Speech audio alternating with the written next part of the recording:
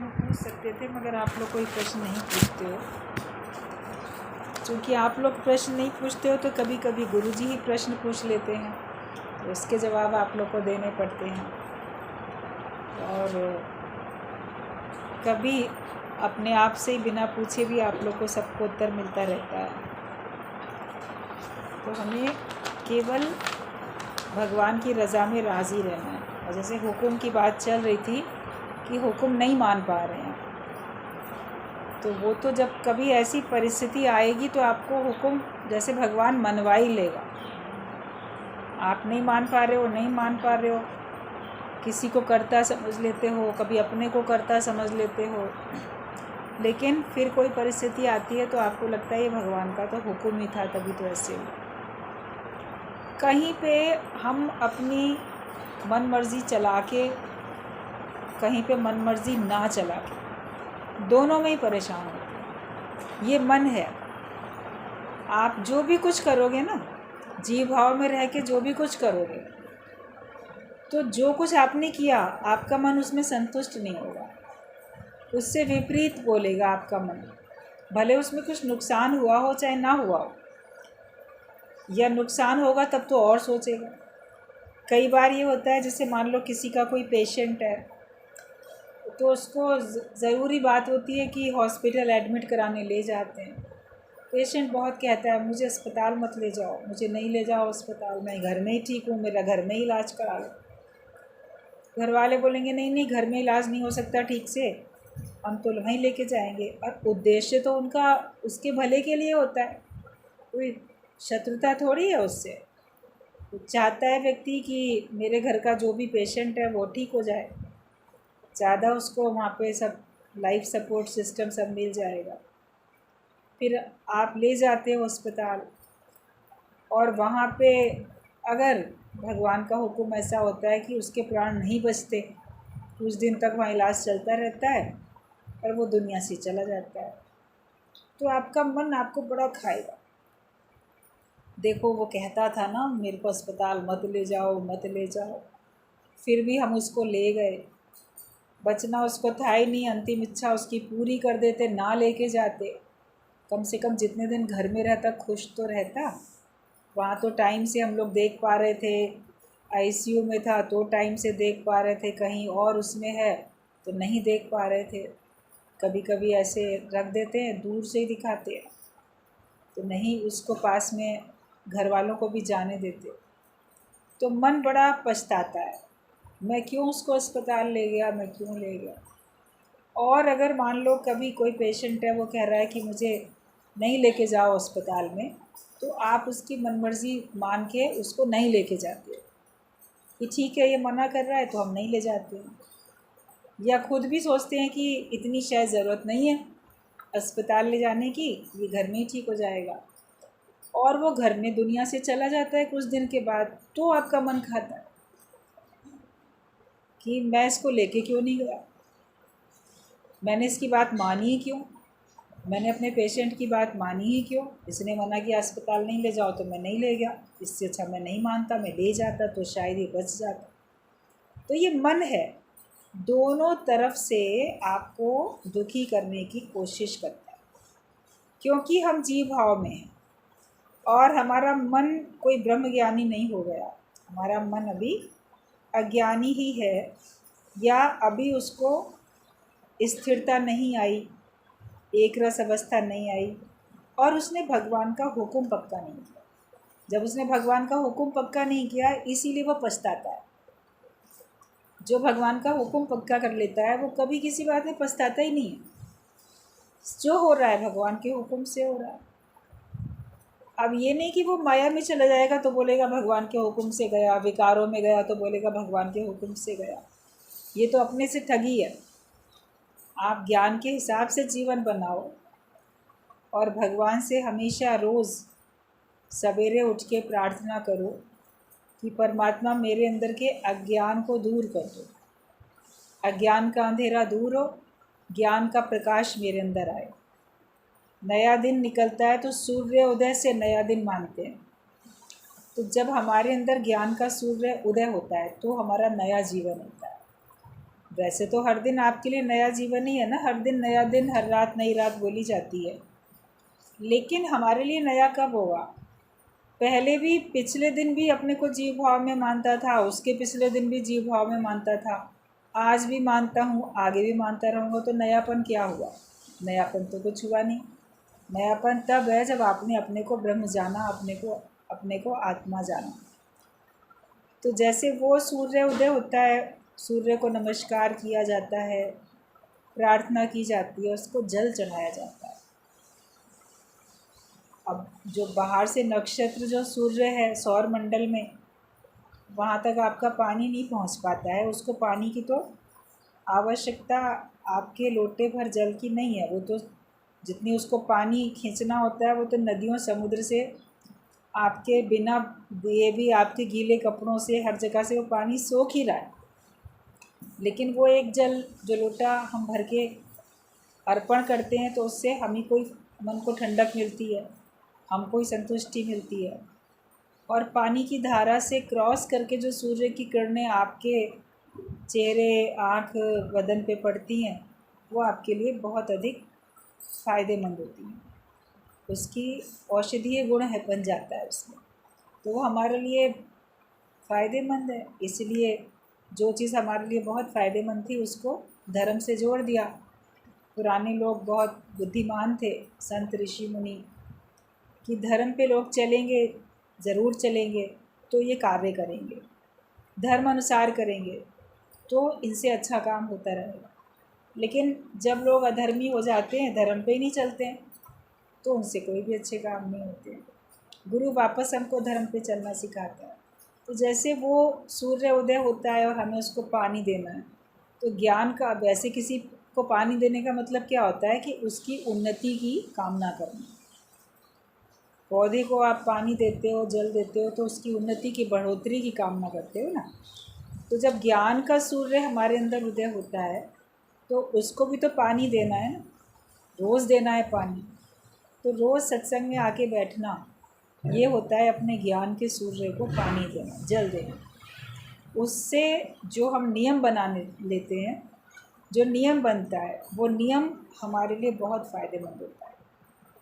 और हमेशा फिर भी रोज़ रोज़, जब तक आपके पास ये देह है 5 तत्वों की, तब तक आपको रोज़ रोज़ सावधानी तो रखनी है, प्रार्थना भी करनी है कि मेरे अंदर अज्ञान का अंधेरा कभी रहने ना पाए।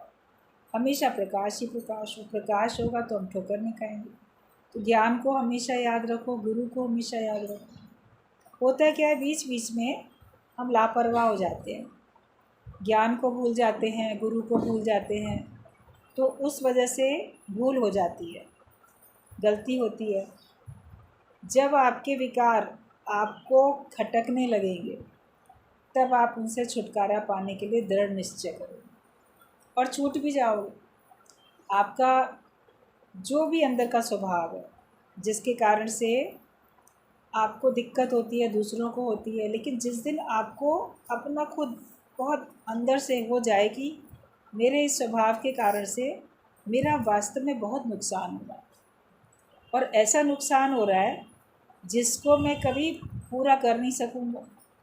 आयु तो रोज़ रोज़ जा रही है, जो एक दिन हमारा चला गया बिना आत्मा का निश्चय किए, या बिना प्रसन्न रहे, बिना आत्मिक आनंद में, बिना जीवन मुक्ति का आनंद लिए, जो हमारा एक दिन चला गया, वो तो लौट के नहीं आएगा। तो हमारा कितना बड़ा नुकसान हुआ।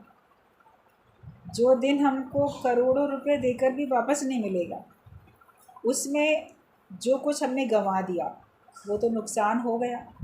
लेकिन आगे से ना गंवाएं, आगे से नुकसान ना हो, इस बात की हमको ज़रूर सावधानी रखनी है। तो जब अपनी कमी, अपनी गलती हमें खुद खटकती है, तब हम उसको दूर करने के लिए दृढ़ संकल्प लेते हैं, और फिर आप उस पर देखोगे सावधानी भी आपको हमेशा रहेगी। तो सावधानी हमेशा है। और जो शास्त्रों में धर्म की बात लिखी गई है, तो धर्मानुसार जब चलता है कोई व्यक्ति, तो उसके अंदर अपने मन में संतोष रहता है। भगवान ने इसीलिए भगवत गीता में भी हर एक को अपने धर्म पे चलने की सलाह दी है। कि आप अपने अपने धर्म अनुसार चलो। बाहर का धर्म मान लेते हैं, बाकी तो हर एक का धर्म जो ज्ञान में बताया गया सत्संग में कि कभी अपने को दुखी ना करना ही तुम्हारा धर्म है। किसी भी तरह से अपने को कष्ट में नहीं लाओ, तो अशोक रहना तुम्हारा धर्म है, ये बोला। ज्ञान में तो सब एक बराबर होते हैं, बाकी तो वर्ण आश्रम अलग अलग बने हुए हैं। अलग अलग आश्रम में जो हैं उनके अलग अलग धर्म हैं, अलग अलग वर्ण में जो हैं उनके अलग अलग धर्म हैं, लेकिन ज्ञान सबके लिए है। हर आश्रम का, हर वर्ण का व्यक्ति ब्रह्म ज्ञान को प्राप्त कर सकता है। तो उसके लिए एक कॉमन धर्म बन जाता है कि अशोक रहना धर्म है, और दूसरे को भी शोक में नहीं लेके आओ। बाकी ब्रह्म ज्ञानी के लक्षण तो भगवान कृष्ण ने बताए हैं भगवद गीता में। रोज़ रोज़ पढ़ोगे तो आपको पक्का भी होगा, सुनोगे तो भी पक्का होगा, अपने मुख से बोलोगे तो भी पक्का होगा। लेकिन अभ्यास और रोज़ का नियम वो हमारे लिए बड़ा ज़रूरी होता है। क्यों हम किसी प्रकार से भी अपने को कम करें, जितनी ऊंचाई पे हम चले गए उससे वापस ना जाएं, इसी बात की सावधानी रखनी है। अभी जैसे लखनऊ में जेठ के महीने में जितने मंगल आते हैं तो वो बड़े मंगल के नाम से बड़े मशहूर हैं। उसकी बड़ी बड़ी अलग अलग कहानियाँ भी होती हैं, कोई कुछ बोलता है, मगर एक कॉमन बात ये होती है कि जो जेठ का महीना होता है वो बहुत गर्म माना जाता है, बहुत तपता हुआ माना जाता है। सलाह दी जाती है कि जेठ के महीने में पैदल पद यात्राएँ से बचना चाहिए, पैदल नहीं चलना चाहिए, उसमें लू लगने के खतरे होते हैं और भी दिक्कतें आपको आती हैं। जैसे ज़्यादा समय आप घर में रहो या जाना है तो किसी आप साधन से जाओगे तो जल्दी पहुंच जाओगे, तो इसलिए इसमें पंथ पैदल चलना थोड़ा अवॉइड करना चाहिए कहीं पे भी बहुत ज़्यादा। अब पहले ज़माने में तो यातायात के साधन बहुत कम थे, एक गांव से दूसरे गांव लोग पैदल ही जाते थे, तो इसके लिए बोल दिया गया कि आपको जो है पैदल नहीं चलना है। अब ये नहीं है कि आप मॉर्निंग वॉक या इवनिंग वॉक को छोड़ दो, वो नहीं बात है, लेकिन जैसे बहुत ज़्यादा पैदल चलना उससे थकान भी होती है। तो ये महीना बहुत गर्म माना जाता है। तो इस पूरे महीने में बहुत ज़्यादा कई लोग प्याऊ लगाते हैं कि ताकि कोई भी जा रहा है यात्री तो उसको कम से कम पीने का पानी तो मिल जाए, और सादा पानी क्यों पिए, चलो मीठा शरबत ही मिल जाए, या कोई और चीज़ मीठी चीज़ रख दी साथ में वो खिला के तब पानी पिला दें। ऐसे ऐसे होता है। फिर किसी भी महीने में किसी भी दिन शुद्ध भावना से, भक्ति भावना से आप किसी को जो भी अर्पण करते हो, कहते तो है भगवान को अर्पण किया, लेकिन भगवान तो केवल आपके भाव ले लेता है, उसको खाने वाले तो इंसान होते हैं ना, पशु पक्षी जानवर होंगे या इंसान होंगे। ये जो फूल पत्ते वगैरह आप अर्पण करोगे भगवान को, वो तो कोई गाय बकरी ये सब खाएंगे, और जो खाने पीने की चीज़ें होंगी वो मनुष्य के खाने वाली मनुष्य खाएगा। तो अन्न और जल उसको वितरण करना या उसको दान के साथ जोड़ के उसका दान करना बड़ा अच्छा माना जाता है उससे, क्योंकि एक रोचक वचन होते हैं कि आप ऐसे कार्य करोगे तो आपको स्वर्ग मिलेगा, मतलब कि सुख मिलेगा। बांटने में भी तो सुख है, जो वास्तव में शुद्ध भावना से बांटता है तो उसको बांटने में बहुत सुख मिलता है, प्रसन्नता मिलती है। तो ये पूरा महीना लोग भंडारे लगाते हैं, चूँकि मंगल हनुमान जी का दिन है तो इसलिए उस दिन ज़्यादा विशेष तौर पे प्रसाद हो जाते हैं। सावन का महीना शंकर भगवान को दे दिया गया कि पूरा महीना सावन का महीना है। जेठ का महीना हनुमान जी के नाम कर दिया गया कि पूरा महीना उनका है। ऐसे कुछ कुछ बना देते हैं। और वैसे भी इस महीने की एकादशी वगैरह जो दोनों आती हैं उस पर बहुत लोग विधि विधान से व्रत रख के और दान वगैरह बहुत करते हैं, लोग करते थे। एक दिन पहले भी गंगा दशहरा होता है एकादशी से पहले, निर्जला एकादशी से पहले, उस दिन भी बहुत दान वगैरह होते थे। और उसके पहले वाली जो शुरू में आती है एकादशी, उस पर भी बहुत होते, धर्म से जोड़ के, ताकि इस बहाने आपसे सबके हित के लिए कुछ सहयोग हो जाए। और ज़रूरी नहीं है कि आप किसी भिखारी को दो या किसको दो, लेकिन जो भी ज़रूरतमंद है या जो भी चाहता है, जो भी प्रसन्नता से उसको स्वीकार करना चाहता है, तो उसको लोग अर्पण करते हैं, देते हैं। तो ये सब चलता है। तो इसलिए इसमें यहाँ पर तो बहुत रहता है, और जगहों में नहीं है, और शहरों में या और स्टेट में नहीं है। ये लोकल यहाँ का फेस्टिवल मनाया जाता है, क्योंकि ताकि सबको अच्छी तरीके से इसी बहाने से अन्न जल कुछ उनको मिल जाए, ये उनका भाव होता है। ज़रूर दो, मगर उसमें व्यवस्था भी बना के रखनी होती है। सरकार भी नोटिस निकाल देती है, गाइडलाइंस जारी कर देती है कि आप दोने पत्तल वगैरह कूड़ा इधर उधर नहीं डालोगे। या आपको अगर मिला, मान लो वहाँ कोई डस्टबिन नहीं है, तो आप उसको कहीं डस्टबिन में ही डालो ना। ये तो प्रत्येक नागरिक का भी तो कर्तव्य है ना। अगर वहाँ उसको, जहाँ पे भंडारा है वहाँ उसको नहीं दिख रहा है, तो अपने साथ दोना लेके जाए, जहाँ उसको डस्टबिन मिले वहाँ डाले, या अपने घर में आके खाए। तो व्यवस्था तो हमको बनानी है और हमको सहयोग करना है। समाज में एक दूसरे का सहयोग, सरकार का सहयोग, और गुरु का भी सहयोग, भगवान का भी, सबका हमें सहयोग करना है। जब तभी हमारा योग लगता है, जब हम गुरु को, भगवान को सहयोग करते हैं, तभी हमारा योग भी भगवान से लगता है, और हम उसमें आनंद का और शांति का अपने अंदर से अनुभव करते हैं। और बाकी तो भगवान का हुक्म तो सब तरफ है ही। ये जो भी प्रकृति चल रही है, ये तो भगवान के हुक्म से चल रही है। लेकिन मनुष्य अपने क्रियामान कर्म बनाता है, उसमें वो भगवान का हुक्म ना जाने, क्योंकि मनुष्य को भगवान ने कर्म करने का अधिकार दिया। जो आप खुद अपनी इच्छा से बना रहे हो, उसका तो फल आप ही को भोगना पड़ेगा। जो कुछ भगवान ने बना दिया, वो तो भगवान की मर्ज़ी से हो रहा है।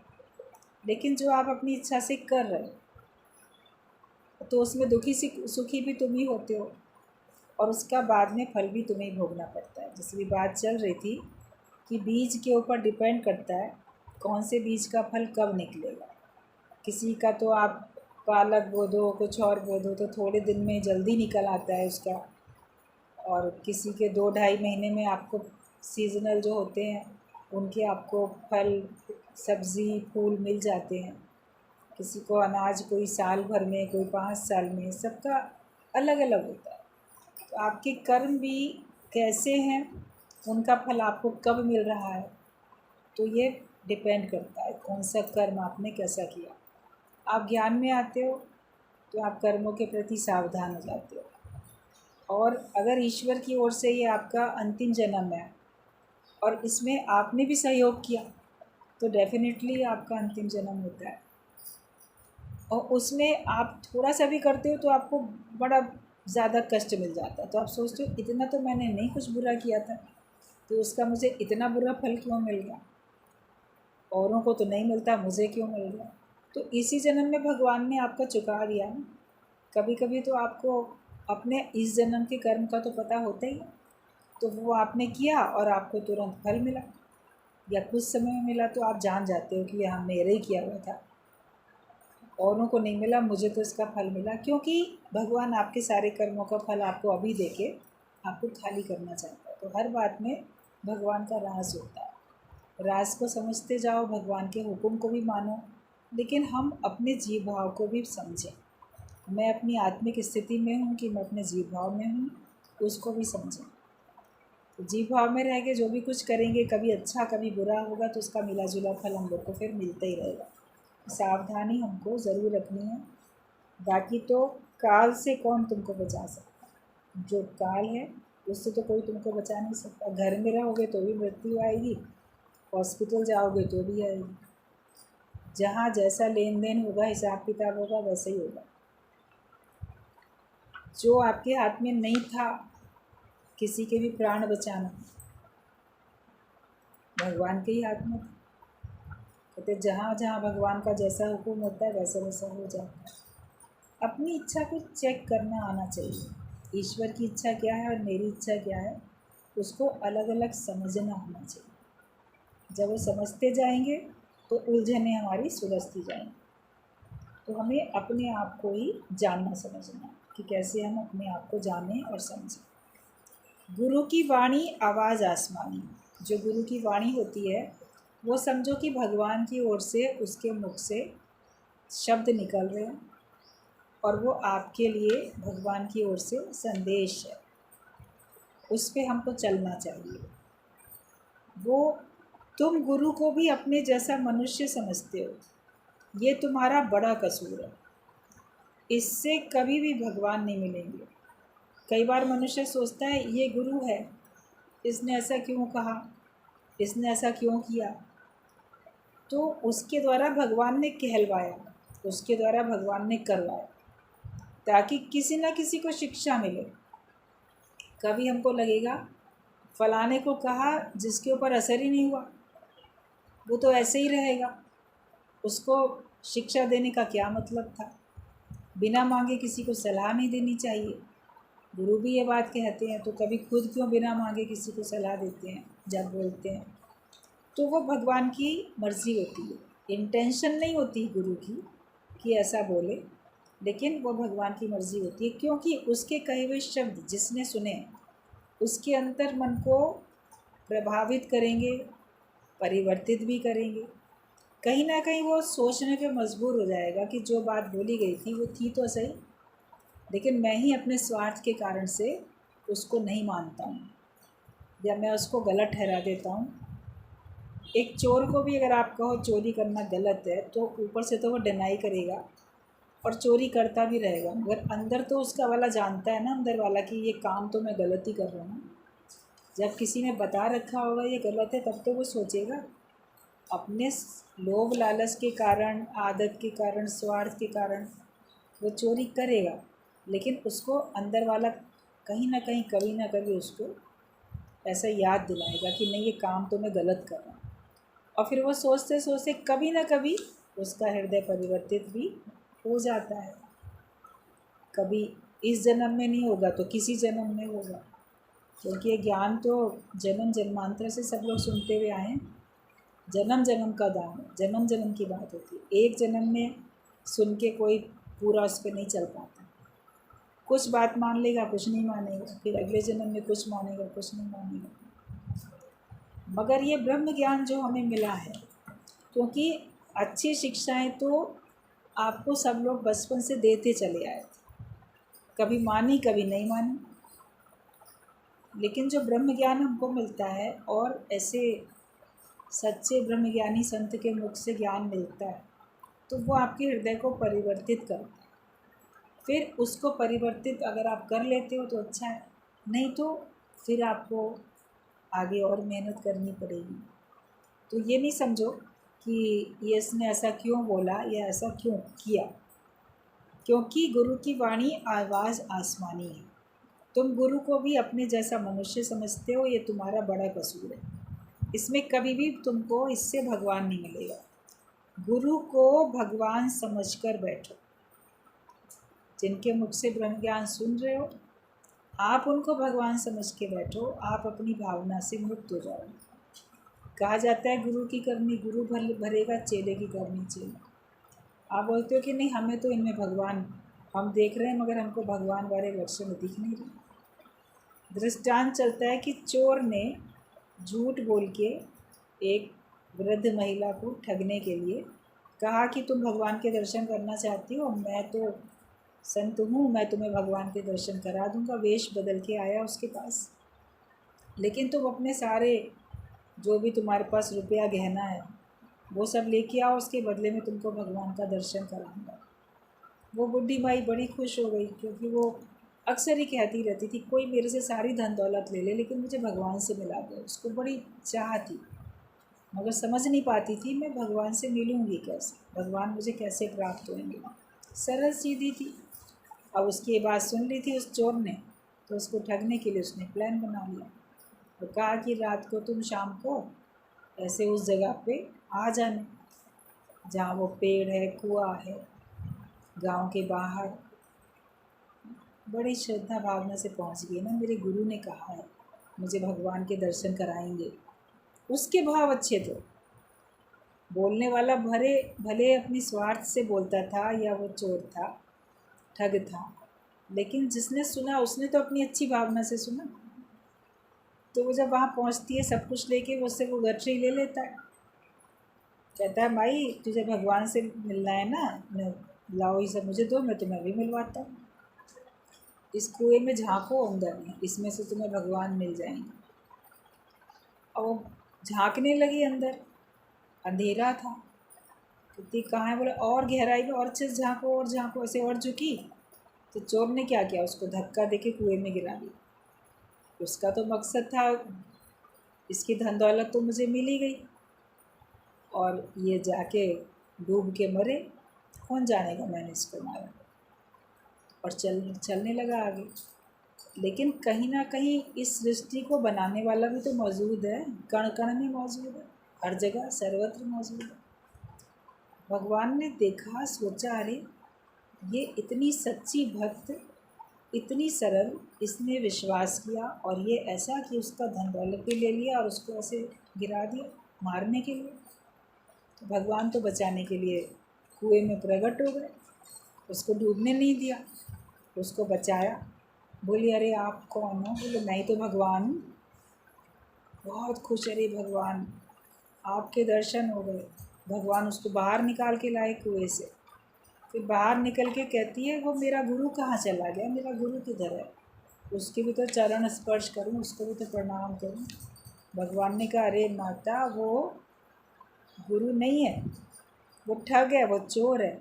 उसने तुमको जान से मारने के लिए कुएं में गिराया था और तुम्हारा सब धन दौलत हड़पने के लिए। वो देखो जा रहा है, वो लेके जा रहा है, बचाया है मैंने तुमको। तो वो कहती है बात तो सही है, आपने मुझे बचाया, भले वो आपके लिए चोर है, आप उसके कर्मों का फल उसे जो दोगे, लेकिन मेरे लिए तो वही गुरु है। ना वो मुझे धक्का देता, ना आपके दर्शन होते। आज दिन तक तो मेरे को दर्शन हुए नहीं ना आपके, मैं तो रोज़ सोचती थी, लेकिन उसी के कारण तो आज मुझे दर्शन हुए। तो इसलिए मेरे लिए तो वही गुरु है। तो भगवान उसकी गुरु भक्ति से प्रसन्न हो गए। कहते धन्य हो तुम्हारी गुरु भक्ति। जब तुमको भगवान अपने मुख से बता रहा है कि वो चोर है, ठग है, तो अभी तुम उसमें अविश्वास नहीं कर रही हो, बहुत तुम धन्य हो तुम्हारी भक्ति। उसको भगवान में भक्ति तो गुरु में क्यों भक्ति। तो ये कहा जाता है कि हमें ऐसी भक्ति हो तो गुरु की करनी गुरु भरेगा, चेले की करनी चेला। तो ऐसे भी कोई गुरु होते हैं जो कि ठग लेते हैं, किसी का नुकसान कर देते हैं, तो उनको तो उनका फल मिलेगा ही मिलेगा। भगवान तो भोगे भी छूटे नहीं, कर्म गति बलवान है, तो भगवान तो हर एक का न्याय करते ही। लेकिन आपकी भावना सच्ची होती है, आपकी भावना अच्छी होती है, तो आपको सच का ज्ञान मिलता जाता है। अगर उसी संत के द्वारा नहीं मिल पाता तो किसी भी जहाँ से आपको सही मिल सकता है, भगवान आपको वहाँ तक पहुँचा देता है। कोई आपका थोड़ा सा बेस बना देता है, कोई आपको आगे तक पहुँचा देता है। लेकिन आपकी भावना सच्ची होती है तो आपको सच्चे को सच मिलता ही चला जाता है। तो हमें कभी भी भगवान से कम नहीं समझना चाहिए गुरु, कि गुरु को भगवान समझ कर बैठो। गुरु को तो ये करुणा है कि ये सब तर जाए, उसको करुणा होती है। जो सच्चे ब्रह्म ज्ञानी गुरु होते हैं उनको ये करुणा होती है अंदर में, वो हर एक के ऊपर इतनी दया की भावना, करुणा की भावना रखते हैं कि ये सब मुक्त हो जाए, इसी जन्म में मुक्त हो जाए। इसीलिए वो सबको सच का ज्ञान देते भी रहते हैं। तो गुरु तुमको आकर्षित करता है और तुम भगवान की तरफ जाने लगते हो और भगवान के जैसे तुम हो जाते हो। वो तुमको ज्यों का त्यों बना देगा। कहा जाता है कि संत और पारस में बड़ा अंतर हो जाता है। वो लोहा कंचन करे और संत करे आप समान। तो संत और पारस में बड़े अंतर है। भाई वो तो लोहे को कंचन करेगा, सोना बनाएगा, लेकिन पारस तो नहीं बना पाएगा ना, पारस पत्थर। संत तो हर एक को संत बना देता है। वो खुद भगवान पने में है तो वो हमको भी भगवान पने में ले आता है, गॉडहुड में वो हमको टिका देता है। गुरु हमको पहले ज्ञान की तरफ आकर्षित करता है और फिर हमको ज्ञान देके हमारे हृदय को पूरी तरीके से वो परिवर्तित भी कर देता है। सारा जगत तो एक ड्रामा है, इसको ड्रामा ही समझ के देखो। सब खेल चल रहा है, कोई कुछ करता है, कोई कुछ करता है, लेकिन हमें उसमें उलझना नहीं है। क्यों? खेल को खेल करके देखो, उसको सच समझोगे तो तुम उलझ जाओगे, लेकिन सच उसमें कुछ भी नहीं है। तो वो सारा संसार ही एक ड्रामा है। जब हम भगवान को ही हर तरफ देखते हैं तो हमारे लिए सब भगवान है। सच्चे गुरु की एक दृष्टि और एक ही स्पर्श आपको भगवान दिखाने के लिए पर्याप्त है। वो एक पावन दृष्टि आप पे डालता है, पवित्र दृष्टि डालता है, भगवान वाली दृष्टि डालता है, तो उसकी दृष्टि से आप भी भगवान हो जाते हैं। नज़र गुरु की जिस पे पड़ जाए, बंदे से वो तो खुदा हो जाए। और एक वो पवित्र स्पर्श आप करता है, आपके सर पे हाथ रख दे आशीर्वाद का, तो आपको लगता है जैसे मुझे बहुत कुछ मिल गया, जैसे हमको भगवान के ही दर्शन हो गए। तो इसलिए कहा जाता है कि one touch one glance of true guru is enough to show you God, कि तुमको भगवान दिखाने के लिए काफ़ी है। एक उसका हमको केवल ख्याल भी मिल जाए, एक विचार भी मिल जाए, वन थॉट, एक विचार भी अगर हमको मिल जाए। गुरु के पास आके एक ही मंत्र लोग लेके जाते, एक ही शब्द, एक ही मंत्र दे देते हैं गुरु, जो मंत्र देने वाले होते हैं। उनको भी जो लोग अच्छी भावना से जपते रहते हैं तो उनको उसी में शांति और तृप्ति मिल जाती है। तो एक विचार भी अगर हमने गुरु का अपना लिया, एक बात को भी पक्का कर लिया। सत्संग में रोज़ बहुत सारी बातें सुनते रहते हैं, बड़ी पक्की होती रहती हैं, कुछ नहीं भी होती हैं, लेकिन किसी ने एक ही वचन माना, एक ही वचन पक्का किया। साधारण भी गुरु ने बोला हट जा, तो उसने उसी को मंत्र करके जपना शुरू कर दिया और हट गया ना हर बात से, जगत से, विकारों से, सबसे हट गया। बस अर्पण करते जाओ अपना जो भी कुछ है, अपना जीवन भगवान के हाथों में सौंप के आप अपने लाभ हानि पाप पुण्य सब भगवान को ही अर्पण कर दो। ज्ञान के हिसाब से चलो और हम सब भगवान को सौंपते चलिए। जो हमको भगवान से दूर करता है, जो विचार, जो स्वभाव, वो तो अर्पण करो। जो हमें कष्ट देता है, जो हमको दुखी करता है, गुरु जी का कहना होता था कि जो तुमको दुखी करने वाले ख्याल हैं, कम से कम वो तो भेंट करो। वो ही नहीं भेंट करते हो, तुमसे तुम्हारे सुख वाले ख्याल नहीं भी मांगता। गुरु कहता है कि जो तुमको कष्ट पहुंचा रहे हैं ख्याल, उनको देके छूट जाओ। कोई चीज़ किसी को सौंप के निर्लेप न्यारे हो जाओ। हम सौंप के भी नहीं सौंपते हैं, अपने हाथ में रखे रहते हैं। बता देना काफ़ी नहीं होता कि आपने अपनी प्रॉब्लम समस्या बता दी।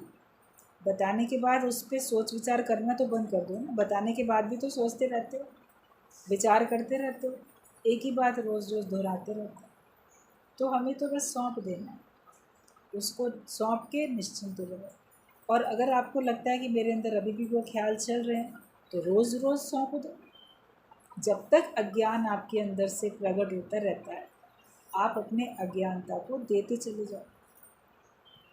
भगवान शंकर की जो पूजा करने जाते हैं तो भांग धतूरा ये सब विषैली चीज़ें होती हैं ना, ये अर्पण करते हैं। और भगवान शंकर ने ही तो विष पिया, शिव ही विष पी सकते हैं।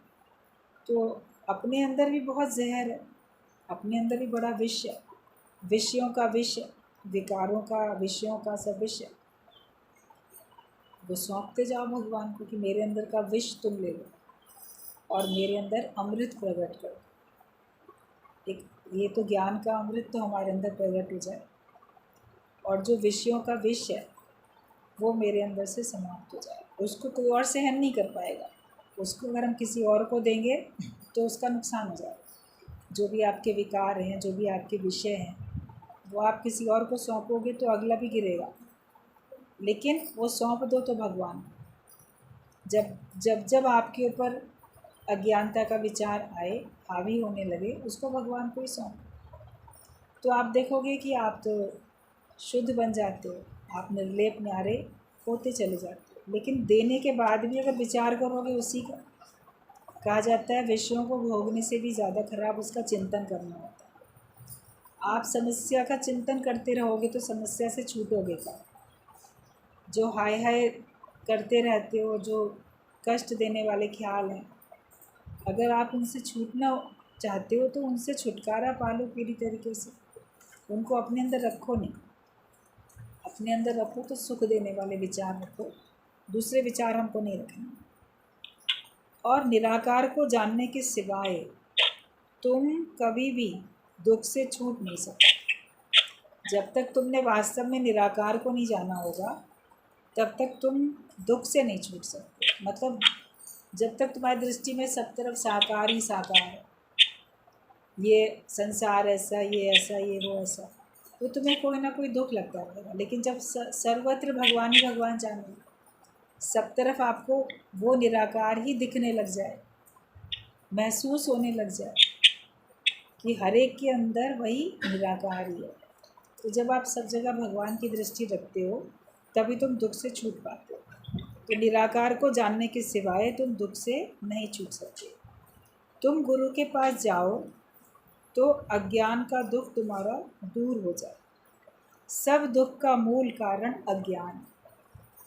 हर एक व्यक्ति अपने को जब जब दुखी महसूस करता है तो ये देखे कि वो अज्ञानता में आया, तभी वो अपने को दुखी महसूस कर रहा है। मूल कारण तो उसका वही है, अज्ञान ही है। तो अपने दुखों से हमको छुटकारा पाना है तो अपने को अज्ञानता से हमको बचाना है, और उसके लिए ज्ञान चाहिए। तो ज्ञान मिलता है गुरु के मुख से, गुरु से हमको ज्ञान मिलता है।